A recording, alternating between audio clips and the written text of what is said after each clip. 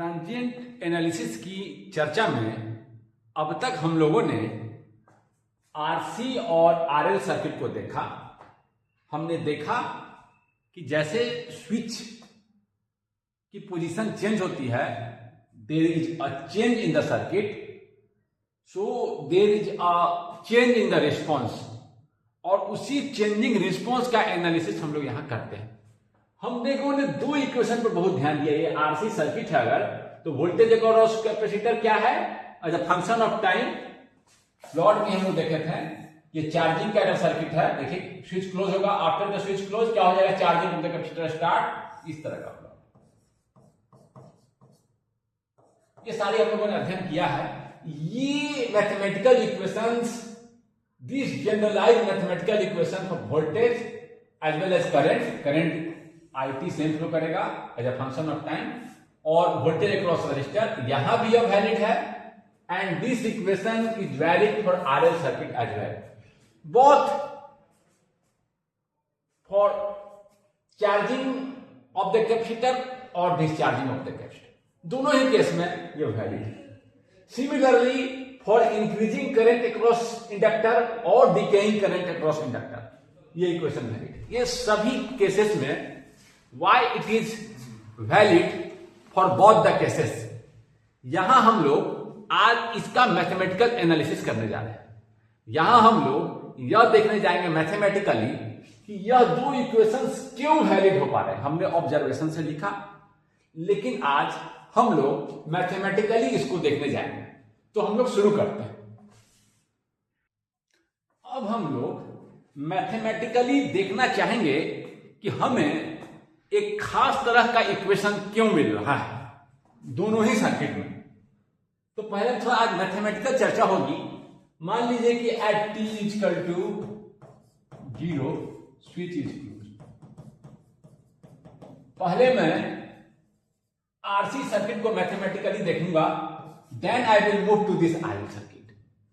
हम लोग आज डिराइव कर रहे हैं the mathematical form which we have been using, how it comes, कैसे वो आता है।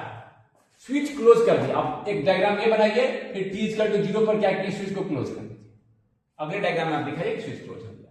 मैं अब केवीएल लिखना चाह रहा हूं। v, मान लिया current after the switch is close, current का डायरेक्शन ये है, करंट का डायरेक्शन ये है। कैसे लिखेंगे, v माइनस, चलो i स्मॉल i लिख रहा हूं, I into R minus VC is equal to 0। ठीक है, स्मॉल जनरली मैं यूज करता हूं वैरिंग करंट या वैरिंग वोल्टेज को दिखलाने के लिए। आप कैपिटल भी लिख सकते हैं, जनरली डीसी को कैपिटल से दिखाया जाता है, समझे बात को ना। तो ये कुछ जनरल नोटेशन यूज करने का तरीका है। आप नहीं भी यूज किए उसको तो कोई दिक्कत नहीं है। मैथमेटिकली आपको इंटरप्रेट करते हुए आना चाहिए कौन चीज क्या है, ठीक है ना, उससे कोई दिक्कत नहीं है। ठीक है, यानी कि मेरा I एक फंक्शन ऑफ टाइम है, ये voltage of C is a function of time, time से ये चेंज कर रहा है, ये VDC कांस्टेंट है, ठीक है। चलिए, अब कैपेसिटर के क्रॉस करंट क्या होता है कि करंट अक्रॉस कैपेसिटर, अगर आप C dV upon dt, VC upon dt, अगर क्या ये क्या इक्वेशन क्या दिखा रहा है फिजिकली, अगर कैपेसिटर के क्रॉस करंट चेंज हो रहा है तो क्या हो रहा है, अगर कैपेसिटर के क्रॉस करंट है इसका मतलब वोल्टेज चेंज हो रहा है। वोल्टेज चेंज हो रहा है तभी, वोल्टेज का चेंज होना बंद हो गया, ये पूरे चार्ज हो गया, तो करंट क्या होता है, जीरो। देखिए यहां भी देख सकते हैं, कैपेसिटर चार्ज हो जाता है V से, तो करंट क्या हो जाएगा, जीरो। ये देखिए, अगर कैपेसिटर के क्रॉस ये चेंज खत्म हो गया तो करंट जीरो हो जाएगा। ये देखिए, ये तो बता रहा है।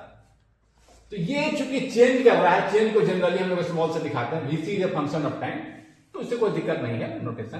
कहना मैं ये चाह रहा हूं कि IC लिखे हैं, but IC is a function of time, VC is a function of time, this V is constant, समझे बात कर रहा हूं, V माइनस, और IC को लिख दिया मैं, ये VC मुझे निकालना है। VC निकालने के लिए मुझे डिफरेंशियल इक्वेशंस को सॉल्व करना पड़ेगा। देखिए कैसे आ रहा है, V माइनस I की जगह लिख दूं C, RC को बाहर कर दिया, C dVC upon dt। In place of I क्या लिखा, आप लिखिए in place of I we have written C DVC upon dt। Capacitor के क्रॉस करंट ये होता है। चलो एक चीज और आपको दिखा देते हैं, नोट में लिख दीजिए। कैपेसिटर के क्रॉस वोल्टेज क्या होगा जी? 1/c इंटीग्रेशन ऑफ I जिस टाइम तक निकालना। ऐसे भी समझ सकते हैं, चार्ज अपॉन क्या होता है? Capacitance Vc।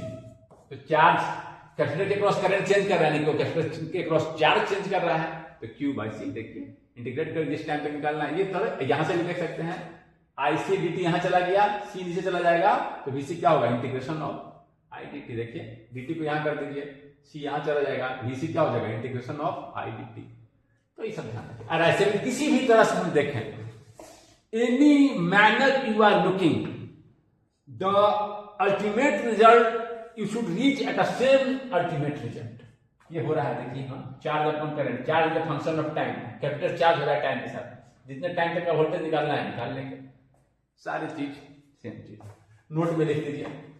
अब मैं क्या कहा? Vc मेरा टाइम के साथ चेंज हो रहा है, Vc नहीं लिखा हूं, Vc का मतलब Vc as a function of time. अगर मैं इसको ऐसे लिख दूं, इसको उधर लेके जाऊं, RC dVc upon dt plus Vc equal to constant voltage V। अरे इसको चाहे तो हम इसको आप एक और फॉर्म में लिख सकते हैं, थोड़ा सा और स्टैंडर्ड फॉर्म में लिखिए। नहीं भी लिखते तो काम चलता, मैंने एक और फॉर्म में लिख दिया। ये क्या आ रहा है? This is a first order differential equation. अरे ये फर्स्ट ऑर्डर डिफरेंशियल इक्वेशन है। इस दोनों को अब आप मार्क कर करें, इसी को मैंने एक फॉर्म चेंज कर दिया है, दोनों में से कोई, इसी को मैंने RC को इधर कर दिया, कोई दिक्कत नहीं। ये Vc is a function of time, this Vc is a function of time, this V is constant battery voltage, this V is capital V is battery voltage. अब मैं इंडक्टर पे इसको लिखना चाहता हूं, ये लिख के छोड़ दीजिएगा, इसे लिख लिए। ये क्या है? First order differential equation. चलो जरा यहीं पर इस एक ऑब्जर्वेशन को मैं बढ़ाना चाहूंगा। फर्स्ट ऑर्डर डिफरेंशियल इक्वेशन जरा RL में यहां देख के छोड़िए। अब थोड़ा RL सर्किट पे थोड़ा सा यहीं पर देख ले, यहां RL सर्किट पर आते हैं। RL सर्किट पर यहां क्या है सिचुएशन? देखिए देखिए आसानी से, कोई दिक्कत नहीं है। यहां लिखते हैं after at t equal to, ये first order differential equation observation में लिख दीजिए कि RC circuit we are getting, we obtained a first order differential equation। First order का मतलब मैं आपको पढ़े होंगे, देखिए d2 by dt ये होता है अगर d2Vc इस तरह का फॉर्म आ जाए dt2, तब बोलते हैं सेकेंड ऑर्डर, ठीक है ना। तो एक ही है, एक ही बार डिफरेंशिएशन है, तो क्या है? First order differential. समझते हैं फर्स्ट ऑर्डर का मतलब? मैं केवल ऑब्जर्वेशन करना चाहता हूं, उस तरह का मैथमेटिकल इक्वेशन अगर आ रहा था, अगर मैथमेटिकल इक्वेशन RL के लिए भी सेम आ रहा था, RC के लिए भी सेम आ रहा था, यानी क्या है? Here also the equation should come as a first order differential equation. ये मैं दिखाना चाहता हूं। क्यों? क्योंकि दोनों में सेम इक्वेशंस मैं अपने लगाते आ रहा हूं। दोनों इक्वेशंस के फॉर्मूले थे वो यही थे, VCT हो चाहे VLT हो। क्या लिखते थे जी? V infinity plus V0 plus minus V infinity e⁻⁻t upon tau. केवल टाउ चेंज करता था। RL सर्किट में L/R, RC सर्किट में 1/R। दोनों में सेम तरीके का फॉर्म आ रहे हैं, यानी कि यहां भी इसी तरह के डिफरेंशियल इक्वेशन मुझे मिलने चाहिए। मैथमेटिकल वे में जिस तरह से हम सोच रहे हैं, वो सोचना भी समझना बहुत जरूरी है। After the switch is close at t is equal to 0, switch is closed. इसे डायग्राम बनाइए। RL सर्किट में हम देख रहे हैं किस तरह का डिफरेंशियल इक्वेशन मुझे मिलता है कि नहीं मिलता है। फिर से डायग्राम बना के दिखाइए, क्या क्लोज कर दिया। कि ये लिखिए V minus I into R, small में लिखा हूं, क्यों? क्योंकि दिखाना चाहता हूं कि ये I is a function of time. Capital लिखे तो कोई दिक्कत नहीं है, इंटरप्रेट आपको करते हुए आना चाहिए। माइनस करंट इंक्रीज करेगा तो क्या करेगा, एक वोल्टेज डेवलप करेगा minus L D I upon D T. क्या वीएल हो गया, वीएल क्या हो गया, V minus I R minus V L. VL क्या होता है, जैसे ही करंट चेंज होगा तो इधर एक हाई वोल्टेज वो जनरेट करना चाहेगा। D I upon D T positive अपने आप में एडजस्ट हो जाएगा, आपको सोचने की जरूरत नहीं है। D I upon D T अगर पॉजिटिव है तो देखिए पॉजिटिव इधर हाई करने की कोशिश करें। हम वीएल कैसे नाप रहे हैं, दिस माइनस दिस। वीएल मेरा क्या है, वोल्ट ऐसे नाप रहे हैं दिस माइनस दिस, कोई दिक्कत नहीं, दिस माइनस ये वीएल है, दिस माइनस। मल्टीमीटर रखे हैं तो रेड वाला यहां रखे हैं, ब्लैक वाला यहां रखे हैं, बस इतना ही अंतर है, मतलब कि दिस माइनस दिस देख रहे हैं। वीएल मेरा दिस माइनस दिस, कोई दिक्कत नहीं है, लिख दिए केवीएल। यहां भी अगर आप लिखें तो वी इसको एक तरफ ले जाएं, इसको अगर हम एक तरफ ले जाएं, इसको अगर हम एक तरफ ले जाएं, L D I upon D T plus I R, इसी को अरे यहां भी फर्स्ट ऑर्डर डिफरेंशियल इक्वेशन, इसको थोड़ा और स्टैंडर्डाइज करके हम लिख दे रहे हैं D I upon D T plus I R by L V by L.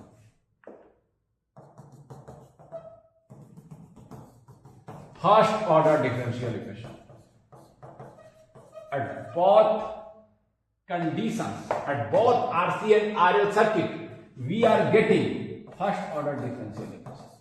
यानी यही कारण है, ये देखिए यहां भी, यहां वोल्टेज के टर्म में लिखे हैं, मेरा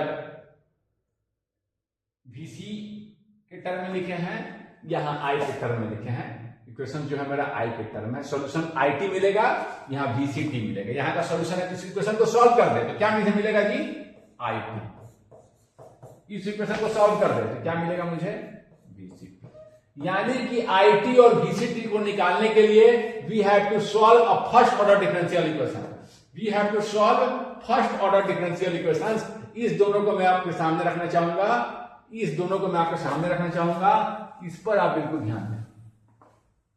इस दोनों को हम सामने लिखिए, first order differential equation this पर, first order differential equation this पर।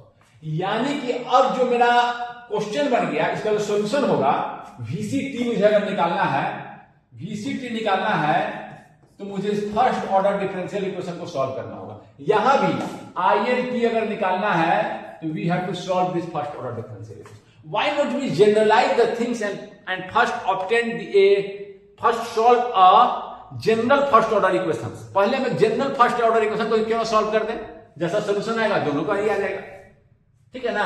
हम इसको भी सॉल्व कर सकते हैं, इसको भी सॉल्व कर सकते हैं। मुझे क्या करना है, एक फर्स्ट ऑर्डर डिफरेंशियल इक्वेशन को सॉल्व करना है। तो मैं अब क्या कर रहा हूं, दोनों में तो सेम ही है, क्यों ना मैं एक generalize first order differential equation solve कर दूं। इसको भी कर सकते हैं आप अलग, मैं एक जनरलाइज करके दिखा दे रहा हूं कि दोनों का सॉल्यूशन क्या आएगा, एक ही तरह से आने वाला है। Let us assume first order differential equation.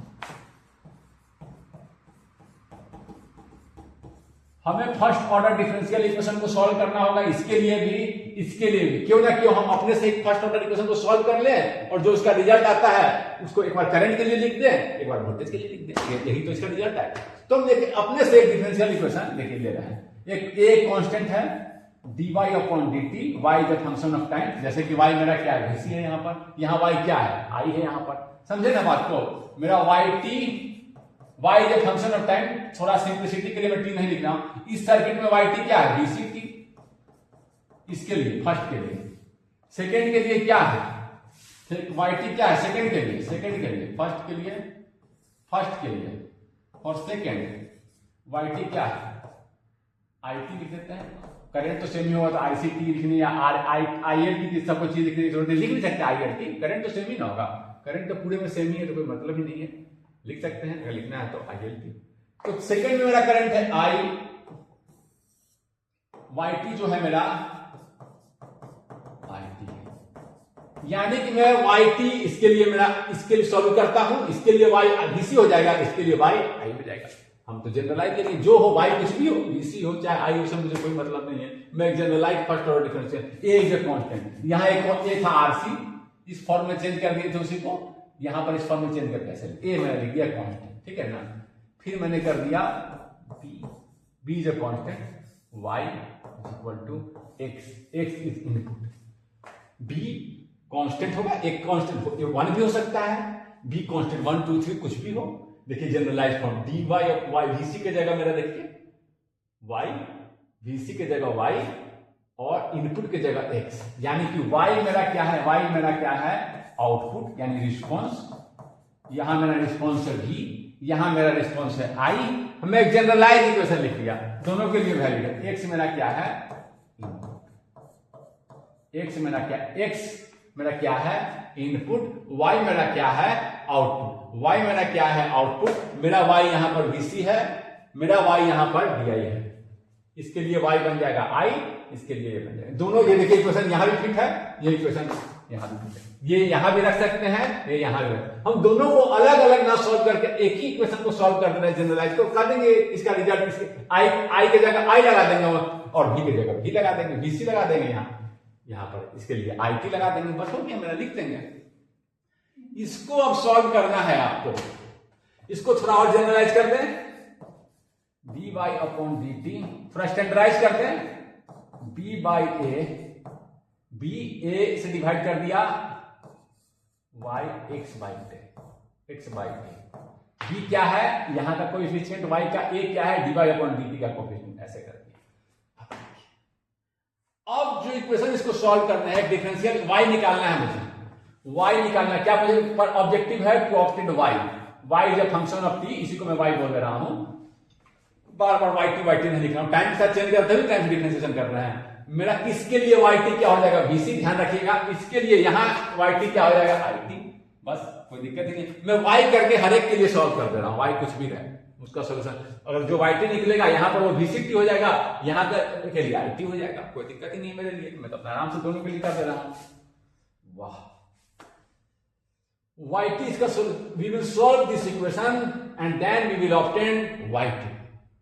लेकिन यहां दो कंडीशन हो सकते हैं। पहला कंडीशन इनपुट इज 0, मैं दोनों के लिए निकाल रहा हूं,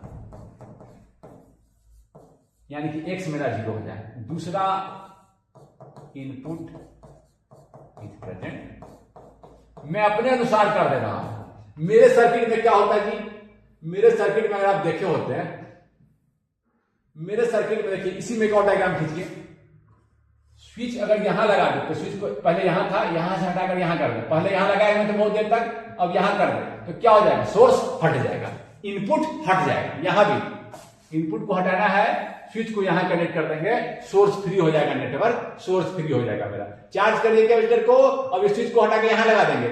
ये कंडीशंस ये when input is 0, input is 0, यानी कि इनपुट जो 0 कब हो जाएगा, जब कैपेसिटर डिस्चार्ज होने लगेगा, तभी ना इनपुट 0 है। देखिए सर्किट में मैथमेटिकली क्या कह रहा है, पढ़े होंगे M1 M2 मैथमेटिक्स में आप इंजीनियरिंग में 12th में, but what that mathematics represent, that is also important. Engineering point of view से मैथमेटिक्स क्या रिप्रेजेंट कर रहा है, क्या कहानी कह रहा है, दैट इज आल्सो इंपॉर्टेंट। और यहां इनपुट 0 कहने का मतलब है कि आपका डिस्चार्जिंग ऑफ कैपेसिटर या और वहां आरएल सर्किट में ये क्या हो गया, आरएल सर्किट में हम इनपुट को हटा देंगे तो क्या हो जाएगा, करंट डीके करने लगेगा, डिस्चार्जिंग ऑफ दिस इंडक्टर, ठीक ना, जो सोर्स हटा दिए अब क्या हो जाएगा, करंट धीरे धीरे डीके कर यहां से यहां लगा देंगे तो क्या हो जाएगा जी, सोर्स फ्री हो जाएगा और इंडक्टर का करंट धीरे धीरे 0 हो जाएगा। बहुत बढ़िया, यही रिप्रेजेंट कर रहा है इनपुट इक्वल टू 0। वाह, इनपुट इक्वल टू 0 मेरा यही रिप्रेजेंट कर रहा है। तो क्यों ना पहले इनपुट इक्वल टू 0 के लिए सॉल्व कर दें। पहला हम ध्यान लगा कर देख रहे हैं कि इनपुट इज 0, पहला कंडीशन मान लिए हम, इनपुट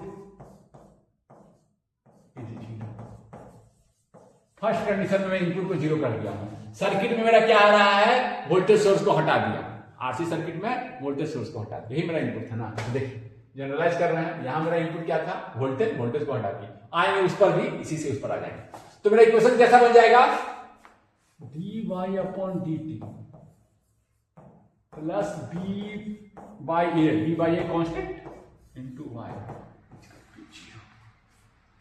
इसे चाहे तो इस इक्वेशन को आप दो तरीके से सॉल्व कर सकते हैं। एक तरीका है कि आप 12th में जैसे वेरिएबल सेपरेबल करते थे, y को एक तरफ t को एक तरफ करके सॉल्व कर दे, या आप M1 M2 में पढ़े होंगे कॉम्प्लीमेंट्री CF/PI, जीरो कर देते थे इस पार्ट को और CF कॉम्प्लीमेंट्री फंक्शन निकाल लेते थे, और तो वैसे भी कर सकते हैं, CF/PI जैसे निकालते थे। तो खैर यहाँ तो जीरो है तो केवल CF निकलेगा, कॉम्प्लीमेंट्री फंक्शन इधर वाले पार्ट को जीरो करते थे और CF नहीं निकालते थे। आप M1 M2 में पढ़े होंगे, इस डिवाइड अपॉन को डी ऑपरेटर लिखते थे, वैसे ही हम कर देते हैं, plus B by A Y. जब इनपुट को जीरो कर हम निकालते थे M1 M2 में, तो उसे क्या बोलते थे, कॉम्प्लीमेंट्री फंक्शन। याद होगा आपको, ये क्या हो जाएगा, डी प्लस, बहुत आसानी से निकल जाता है ऐसे, वाई। मेरा डी ऑपरेटर ये है, डी ऑपरेटर ये है, ये ऑपरेटर है, ये operator D plus B by A. इसको हम क्या करते थे, D plus B by A को जीरो करके डी का वैल्यू निकालते थे। डी इसका तो क्या आया, माइनस डी बाई 12। ये बीटेक M1 M2 M3 को याद कीजिए। अब इसका सॉल्यूशन क्या आएगा, इसका सॉल्यूशन हम लोग लिखते थे yt जो होगा, yt जो हो जाएगा सम कांस्टेंट के into E to the power minus at. D plus A equal to अगर जीरो होता था तो D equal to minus A, और सोल्यूशन क्या होता था, सम कांस्टेंट अगर याद होगा तो माइनस एट, यही ना होता था। याद होगा आपको, याद होगा, डी प्लस ए अगर जीरो होता है तो सोल्यूशन yt क्या होता है, yt लिख के लिख दीजिएगा। तो यही मैंने लिख दिया, ए की जगह बी बाई ए है, आ गया। वाह, अब के की वैल्यू क्या होगी, तो के की वैल्यू निकालने के लिए क्या करेंगे, T equal to zero put कर देंगे, y zero is equal to K, T की वैल्यू पुट कर दिया जीरो, तो ये क्या हो गया, के वाई जीरो।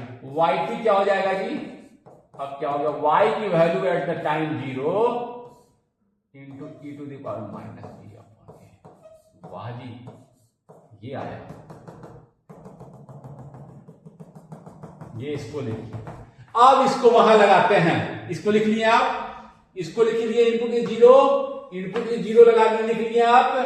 अब इसको मैं वहां लगाता हूं, अब इसको मैं वहां लगाता हूं, अब मैं इसको लगाता हूं, थोड़ा देखिए ध्यान से, यहां पर मैं लगा रहा हूं जी, यहां पर इस इक्वेशन को लगा रहा हूं। मेरा इक्वेशन क्या आया है, मेरा इक्वेशन आया है yt इज इक्वल टू, हम फर्स्ट ऑर्डर डिफरेंशियल इक्वेशन को सॉल्व किए हैं, yt is equal to y zero e to the power minus B upon A into T. First order differential equation का solution when there is no input, when there is no input, इसी को बोलते थे। ये कब आया है, ये क्या है, ये क्या है आपका solution of first order differential equation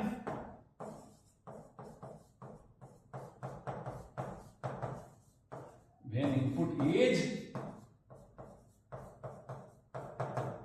zero. समझे बात को, यही फॉर्म होगा। अब लगाते हैं यहां पर, मेरा देखिए ये है, मेरा ये है, ये इक्वेशन है, ये देखिए, इसी तरह लिख देते हैं dVc अपॉन dt, जिस पे भी लगाइए आरसी को, ये दोनों सेम चीज है, इसको यहां करनी है केवल, बस इतना ही अंतर है।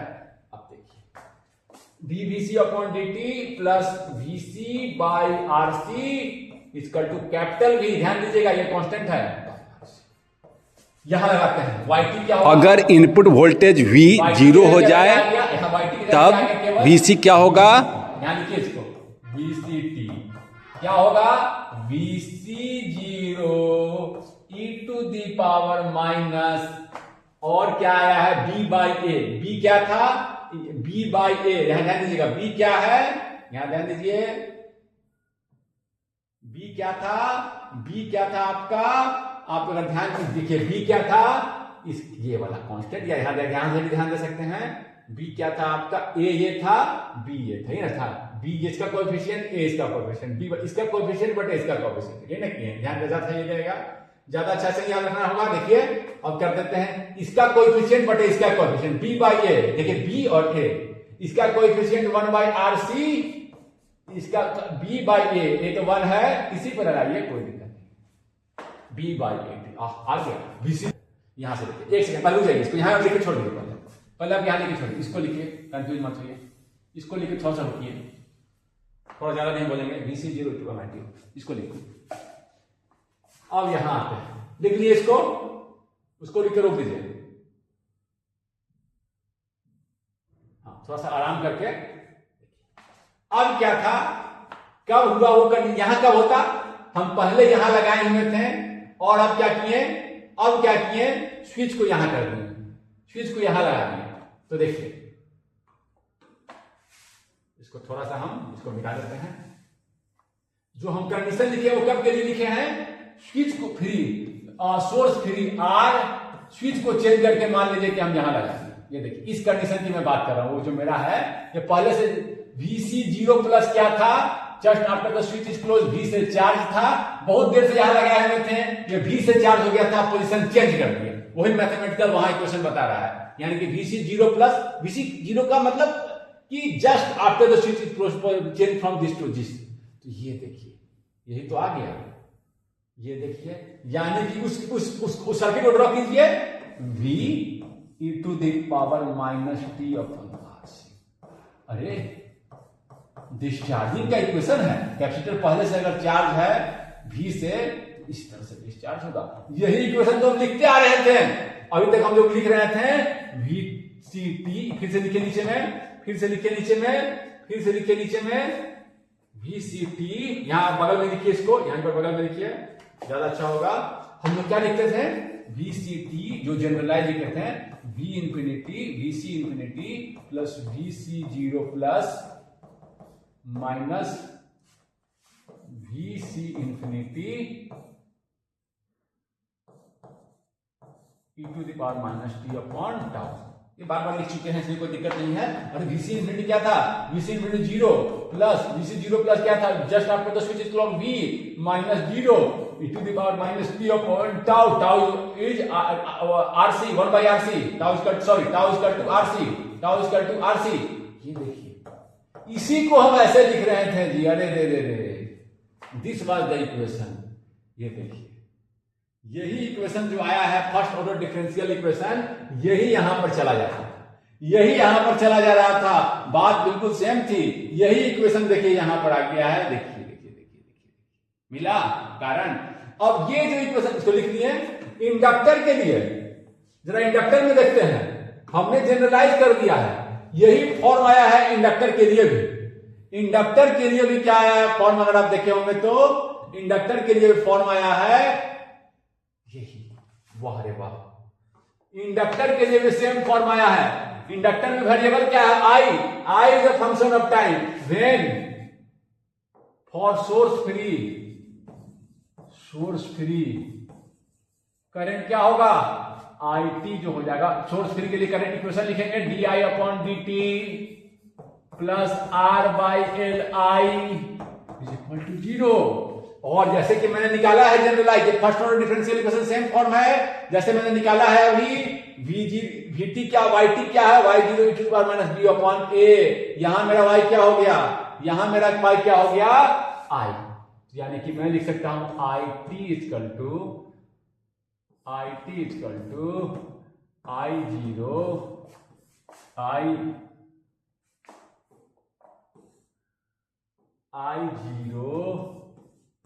e to the power minus t upon t, B by A लिख देते हैं, B बाई ए, B देखिए क्या है ये, B by A, R by L, पहले वही लिख देते हैं। चलो थोड़ा सा जैसे लिखते हैं उसी ऑर्डर में लिख देते हैं, ज्यादा अच्छा रहेगा। e to the power minus B by A, अरे same IT equal to I0 e to the power minus B by tau. इसी को तो लिख रहा था मैं अब तक, देखें फर्स्ट ऑर्डर डिफरेंशियल इक्वेशन का वो सॉल्यूशन है। अब देखिए यहां आते हैं, सोर्स फ्री पे आते हैं। सोर्स फ्री का मतलब क्या है, पहले इंडक्टर यहां था, अब देखिए फिर डायग्राम को बनाइए, फिर से बनाइए, पहले इंडक्टर यहां था एट पोजीशन ए, फिर से बनाइए, now it move to B, now it move to B. तो पहले क्या था जी, इंडक्टर में क्या होगा, यहां था पहले करंट फ्लो कर रहा था V बाई R। इंडक्टर में क्या करंट होता है, जो पहले होता है वही current just after the switch position change बना रहता है, इंडक्टर में जो करंट पहले होता है वही जस्ट आफ्टर द स्विचिंग होता है। जो पहले से V बाई आर था, अभी भी करंट क्या रहेगा, T इक्वल टू 0 प्लस में वही करंट रहेगा और स्विच यहां चेंज कर दिया। ये है सिचुएशन, ये है इंडक्टर, ये है रजिस्टर। यहां से भी अब देखिए क्या लिखे थे करंट का इक्वेशन, यही सिचुएशन वो कह रहा है, यही सिचुएशन ये कह रहा है। ये वाला सोर्स फ्री, ये देखिए सोर्स फ्री, यही है सोर्स फ्री, यही सोर्स फ्री हो गया। सोर्स फ्री यहां पर देखिए सोर्स फ्री करंट का इक्वेशन क्या आता है, पढ़े थे ना, आई टी क्या होगा, करंट धीरे धीरे डिक्रीज करता चला जाएगा। आई जीरो का मतलब 0 और 0 प्लस को एक तरीके से आप देखें यहां पर, क्योंकि जो 0 पर है वही 0 प्लस पर है, 0 माइनस में जो करंट है वही 0 प्लस पर है, तो 0 पे वही है। 0 जो मैं मैथमेटिकली लिख रहा हूं उसका मतलब just after the switch is close, just after the switch is change, समझे बात को, just after the switch position is change. जो मैथमेटिकली मैं 0 दिखा रहा हूं वहां पर just after the switch position is change. यहां कैसे लिखते थे, चलो जी 0 ही दिखाते हैं, कोई दिक्कत नहीं है। 0 प्लस में चेंज कंफ्यूज नहीं करेंगे, 0 प्लस में लिखे। ऐसे भी देखिए अगर कि इंडक्टर का 0 माइनस में जो करंट है वही 0 प्लस पर, यानी 0 पर वही करंट है, ठीक है, वैसे समझें। या हम जो मैथमेटिकली दिखाए हैं और 0 0 लिख रहे हैं, यहां मेरा सर्किट में वो है, उसका मतलब है कि just after the switch is change, समझे बात को। 0 मैथमेटिकली जो 0 लिखे हैं सबका मतलब यही है। मैथमेटिकली जैसे कि हम यहां लिखे YT 0, मेरा सर्किट में उसका मतलब क्या है कि just after the switch position is change, just after the switch position is change, 0 लिख रहे हैं ना, तो आप लिख दिए आराम से, अरे वाह वही तो है। और मेरा I0 क्या था, I0 क्या था, पहले क्या था, करंट क्या था, just after the switch is change V by R, जो पहले था वही बाद में। इंडक्टर का करंट क्या होता है, जो पहले होता है वही जस्ट बाद में होता है। ये आप कहां लिख रहा था मैं, ये तो आपका यहां पर है, पहले मैं लिख रहा था, जहां भी लिख रहा होगा, हाँ यहां लिख रहा था, ठीक है, समझे बात को, समझे बात को। आई सोर्स फ्री है, अगर ये सिचुएशन है मेरा, तो करंट कैसे लिखेंगे, e to the power minus T upon tau, tau is R by L, current क्या होता है डिक्रीज। और आई यहां लिखिए IL 0, IL यहां इसको थोड़ा सा इसको लिखने में थोड़ा सा और साफ से लिख देता हूं ताकि कोई कंफ्यूजन नहीं हो, मैं साफ से इसको लिख देता हूं। IL 0 plus equal to IL 0 minus, यही होता है। I at T is I0 plus e to the power minus T upon tau, ये लिख के आ रहे थे। I0 प्लस क्या, पहले करंट क्या था V बाई आर, अभी भी वही रहेगा T, टाउ क्या है L बाई आर, अरे यहां से भी वही आया। जो मैंने फर्स्ट ऑर्डर डिफरेंशियल इक्वेशन को सॉल्व करके लिखा है, the same is appearing again and again, ये देखिए, समझे बात को। ये सारे कंडीशंस क्या हैं, देखिए इस तरह के, फिर से मैं यहां पर आ जाऊं, समझे बात को। फिर से मैं मैथमेटिक्स पढ़ा रहा हूं, फिर से मैं मैथमेटिक्स पढ़ा रहा हूं, फिर से मैं मैथमेटिक्स पर लिख लिया उसको। तो जब इनपुट 0 हो, फर्स्ट ऑर्डर डिफरेंशियल, अब मैथ पर मैं थोड़ा सा आता हूं। जब इनपुट को हम 0 करते थे मैथ में, तो उसको क्या बोलते थे जी, कॉम्प्लीमेंट्री फंक्शन। जो सॉल्यूशन आता था उसको बोलते थे कॉम्प्लीमेंट्री फंक्शन।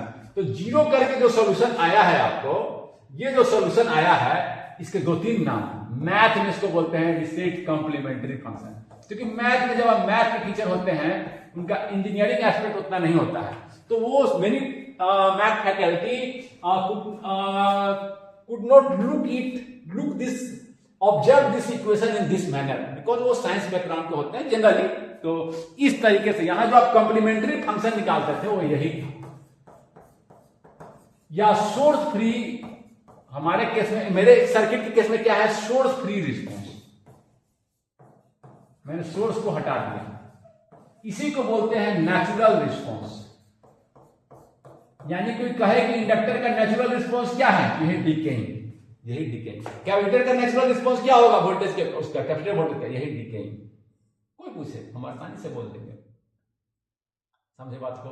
इंडक्टर का करंट का रिस्क प्रोफाइल क्या होगा, नेचुरली डिकेइंग। क्यों, जब जब सोर्स फ्री करेंगे, फर्स्ट ऑर्डर डिफरेंशियल इक्वेशन में सोर्स को 0 कर देंगे, इसी तरह का सॉल्यूशन मिलेगा। इसी तरीके में YT की जगह वहां VCT हो जा रहा है, यहां आपका इंडक्टर में क्या देख रहा है, करंट ILT हो जा रहा है, यही तो कर रहे हैं। और आपका सोर्स फ्री, नेचुरल रिस्पॉन्स, सब इसी को कहते हैं। इसी चीज को आप मल्टीपल तरीके से देखिएगा, फोर्स फ्री भी कर देते हैं, force free response, force free, सारे इसी के नाम हैं। ये सारे जो आ रहे थे अब तक हमारे पास, वो इसी फर्स्ट ऑर्डर, इसीलिए फर्स्ट ऑर्डर जो हमारे रिजल्ट आ रहे थे, आरएल सर्किट हो, आरसी सर्किट हो, सबका एक ही फॉर्म आ रहा था mathematical, because they all were forming और making a first order differential equation. यही कारण है फर्स्ट ऑर्डर डिफरेंशियल इक्वेशन यहां भी दिखा, फर्स्ट ऑर्डर डिफरेंशियल इक्वेशन यहां भी दिखा। इस लेक्चर को आज हम यही रोकते हैं। आप थोड़ा सा खुद से भी देखिएगा, नहीं तो हम चर्चा करेंगे भी।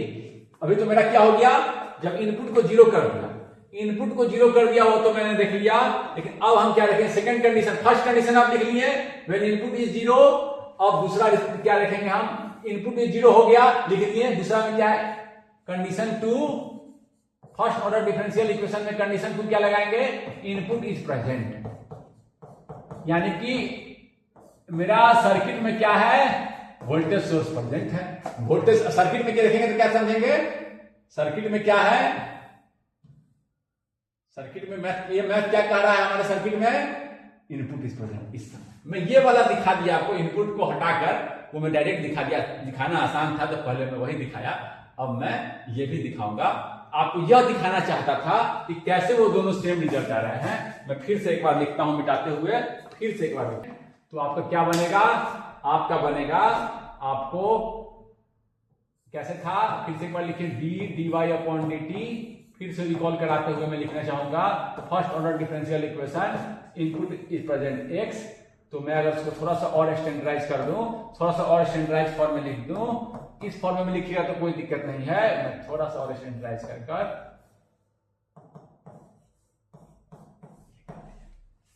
अब इनपुट, एक बार मैंने इनपुट को हटाकर रिजल्ट निकाल दिया। जब इनपुट को जीरो करते हैं उसी को कहते हैं कॉम्प्लीमेंट्री फंक्शन। मेरे यहां पर क्या था, वो इनपुट को जीरो कर दिए तो क्या कंडीशन बना था, discharging of capacitor, source free. एक चीज और वहां पर मैं चाहूंगा कि आप लिख लें फिर से, चलो कोई बात नहीं, वो एक सेकंड यहां पर एक चीज मैं और जोड़ना चाह रहा था, जबकि पहले वाले में देख लीजिएगा, देखिए कॉम्प्लीमेंट्री फंक्शन उसी को कहे थे, सोर्स फ्री कहते जीरो हो गया था तो नेचुरल रिस्पॉन्स, डिस्चार्जिंग इक्वेशन। जब इनपुट को हटा देते हैं तो हमेशा मुझे कैसा इक्वेशन मिलता है, डिस्चार्जिंग इक्वेशन। उस समय आप लिख लीजिए कंडीशन वन वाले में तीनों नाम, कंडीशन वन के जो रिस्पॉन्स थे जब इनपुट हट गए थे, उसके 3-4 नाम जो मैंने लिखा है, ये सब आपके काम आएंगे। अब हर एक एंगल से उसको देख पाएंगे। When input is not present, यानी कि discharging of the capacitor, discharging conditions, source free, math में उसी को क्या बोलते थे, कॉम्प्लीमेंट्री फंक्शन। एक ही चीज को आपको बहुत तरीके से, हर तरीके से देखना और सोचने आना चाहिए। इसे आप सॉल्व करेंगे, नहीं तो हम अगले क्लास में फिर से देखेंगे।